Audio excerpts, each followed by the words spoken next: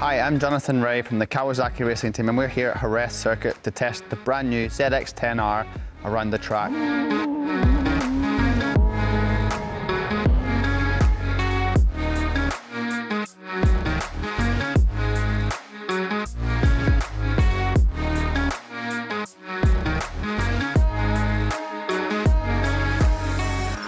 This bike from the outside looks completely different. Different fairing, side fairing and rear seat. The front fairing creates 17% more downforce, so we have these internal tunnels that force the wind down, helps keep that front wheel contact feeling with the ground. The front fairing's also better for aero package. The screen height is, I think, 40 millimeters higher, but that's coupled with the rear sets. They're also higher, the seat position's higher, so that racing crouch is a little bit better. Handlebar position is 10 millimeters forward compared to last year's bike, and that's exactly my position on the bike. Kawasaki have pretty much copied what we have inside the KRT garage.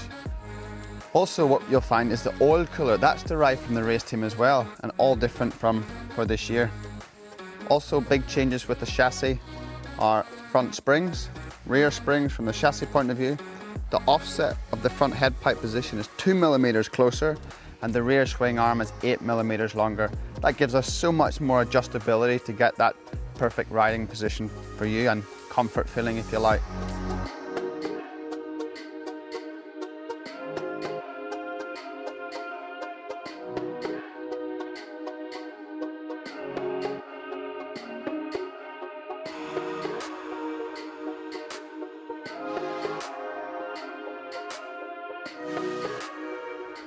And for the more technical amongst us, we've got shorter low gear ratios for improved acceleration and a crisper throttle off the bottom. From a stopping point of view, we have the M50 front Brembo calipers on there and master cylinders. So I'm sure when I take this thing for a ride, it's going to stop as good as my race bike. So I'm going to go get kitted up, take this thing for a few laps, and I'll give you the rundown after. That's it guys, switch on my 2021 Ninja ZX-10R because I'm going to take you for a quick lap of Jerez. But before we get there, I'm going to try and get through these power maps. We're on medium power right now, so I'm going to select that and then toggle it with the switch on the right to full power. There we go, confirm that. Get out of this menu quickly because I can't wait to manage launch control. By holding down the button on the right and the up button on the left, you'll see the Kawasaki launch control mode is activated. All you got to do now is bury your head against the screen, hold that throttle on the right wide open, listen to that bounce off the limiter. Boom, there we go, whole shot. First, second, third gear up to turn one, and back to second. Are we going to hit this apex? Oh yes we are. First lap on cold tires. I've been doing photos all afternoon, no tyre warmers on, so this will be a steady lap. First gear, a bit squirrely on the way in there, counter steering from backing in, up to third gear. First time on the left side of the tyre, nice and easy. Build speed through 4, and we're going to get a slide here, watch for the handlebars. Ooh, nah, no counter steer at all, must try harder. Fourth gear, back to third for the long turn 5. There's always a little damp patch there on the left, especially in the winter time, never really dries out to the end of the day. Do you know what? There should be a speedo on here, but the bridge is the brake point. Boom! Not today, a bit before the bridge. Back to first gear. We're going to get a bit of backing in. Nail that apex. Even better on this thing than I am on my race bike. First, second, third gear up to the fast turn 7. Never really that good through here, to be honest.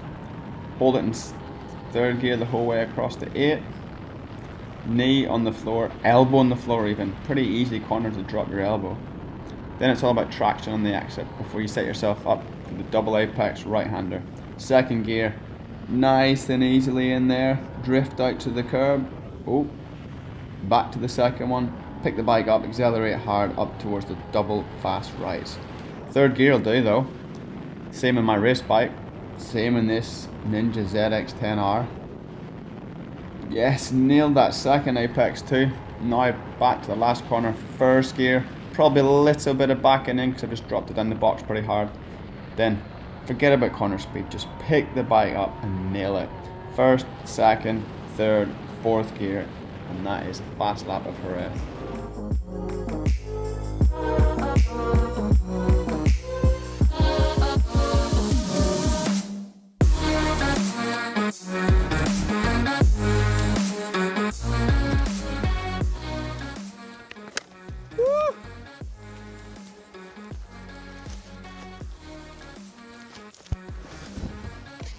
Whoa! It's my first laps with the Ninja ZX-10R. What a bike! I can feel like it's really derived from my race bike, especially the cockpit position. All them technical details I told you about earlier.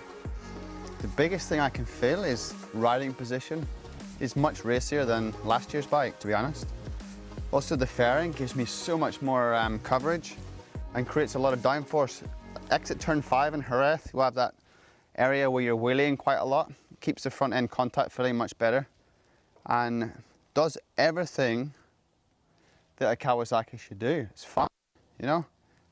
I started lap by lap, started feeling better and better. And then you start pushing, like pushing over the limit, because it's a bike that inspires confidence. Can't knock anything on the brakes. This bike was stopping good, stable, and it has all the electronic aids that we find in the ZX-10 models. You know, Kawasaki engine brake control, Kawasaki traction control, even launch control. I've been trying some launch control starts, so.